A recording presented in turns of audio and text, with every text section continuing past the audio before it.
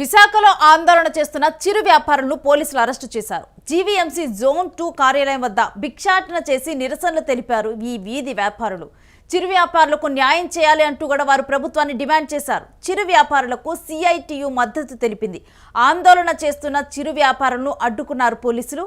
ఇక పలువురు చిరు వ్యాపారుల్ని అరెస్టు చేసి పోలీసులు తరలించారు. అయితే రెక్కాడితే కానీ డొక్కాడని చిరు వ్యాపారులపైన పోలీసులు ఉక్కుపాదం మోపారు. ఫుట్పాత్లపై చిరు వ్యాపారాలు చేసుకుని పొట్ట పోసుకుంటున్న వారిపై జులుం ప్రదర్శించారు. ముందస్తు నోటీసులు, సమాచారం ఇవ్వకుండా టీ స్టాళ్లు, టిఫిన్ బళ్ళు, బడ్డీలను జేసీబీలతో తొలగించారు. బడ్డీల్లో సరుకులు, డబ్బులు సైతం తీసుకునే సమయం కూడా ఇవ్వకుండా తరలించడంతో పేదలు దిక్కుతోచని స్థితిలో ఉండిపోయారు. ఏళ్లగా రోడ్డు పక్కన చిరు వ్యాపారాలతో కుటుంబాలను నెట్టుకొస్తున్న తమను రోడ్డున పడేశారని, ఎలా బతికేది, ఎక్కడ బతికేది అంటూ కూడా వ్యాపారులు బతిమలాడినా అధికారులు కనుకరించలేదు. ఇక రెక్కాడితే కానీ డొక్కాడని కుటుంబాల బతుకులు రోడ్డున పడ్డాయి. లక్షల మెజార్టీతో కూటమి అభ్యర్థుల్ని గెలిపించిన తమకు కూటమి ప్రభుత్వం ఇస్తున్న బహుమానం ఇదేనా అని విశాఖలోని రోడ్ సైడ్ ఫుడ్ వ్యాపారులు గగ్గోలు పెడుతున్నారు. హైదరాబాద్లో హైడ్రా తరహాలో విశాఖలో ఫుడ్ స్ట్రీట్ పైకి జీవీఎంసీ అధికారులు బుల్డోజర్లు పంపించారు. ముద్రా లోన్లు, వడ్డీ వ్యాపారుల వద్ద అప్పులు తెచ్చుకొని రోడ్ సైడ్ వ్యాపారాలు చేసుకుంటున్న వారి గుండెలపై జీవీఎంసీ వారి పదునైన జేసీబీ దంతాలు దిగుతున్నాయి. విశాఖలో జీవీఎంసీ ఆధ్వర్యంలో ఆపరేషన్ లంగ్స్ పేరుతో రోడ్ సైడ్ షాపుల తొలగింపులు చేపడుతున్నారు. జీవీఎంసీ వారి కారణాలు గాని వారికి ఉన్నప్పటికీ ఆ షాపుల ద్వారా పిల్లలను పోషించుకుంటున్న కుటుంబాలు కన్నీరు పెడుతున్నాయి.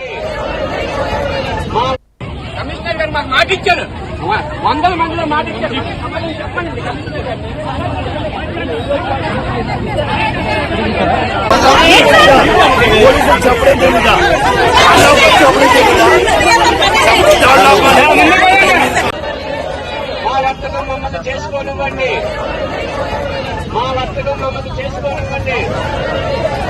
బాబు కమిషనర్ గారు మాకు మాట ఇచ్చారు, 100 మందిలో మాట ఇచ్చారు.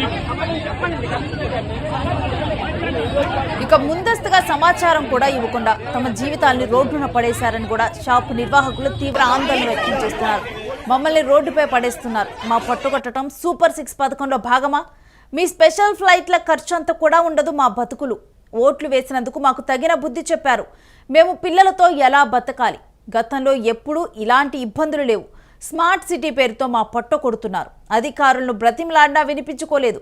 అప్పులు చేసి షాపులు పెట్టుకుంటే ధ్వంసం చేశారు. మాకు ప్రభుత్వమే దారి చూపించాలి అని చిరు వ్యాపారులు గగ్గోలు పెడుతున్నారు.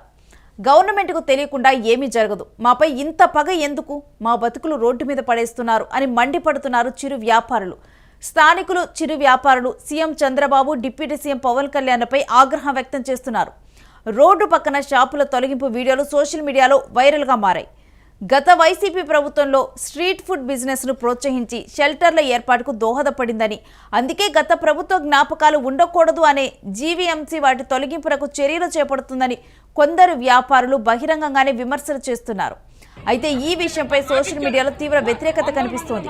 గత ప్రభుత్వం విశాఖను ఎగ్జిక్యూటివ్ క్యాపిటల్ చేసేందుకు ప్రతిపాదిస్తే క్యాపిటల్ని సైతం వదులుకొని కూటమి నేతలను లక్షల మెజార్టీ కట్టబెట్టిన వారిపై కనికరం లేదా, కాస్త చూపండి అంటూ కూడా పోస్టులు పెడుతున్నారు. కొందరు మాత్రం కూటమికి ఓట్లు వేశారుగా, అనుభవించండి అంటూ ఆగ్రహం వ్యక్తం చేస్తున్నారు. ఈ విధంగా జీవనోపాధిని దూరం చేసిన ప్రభుత్వంపై చిరు వ్యాపారులు ఏ విధంగా స్పందిస్తారో వేచి చూడాలి.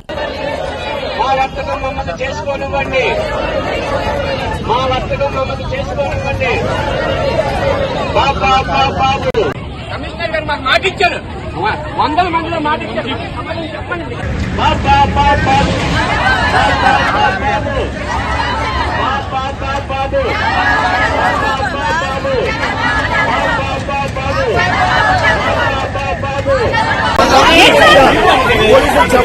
పార్టీ సభ్యునైనా నాకు ఓపెన్ గా చర్చ అయ్యింది.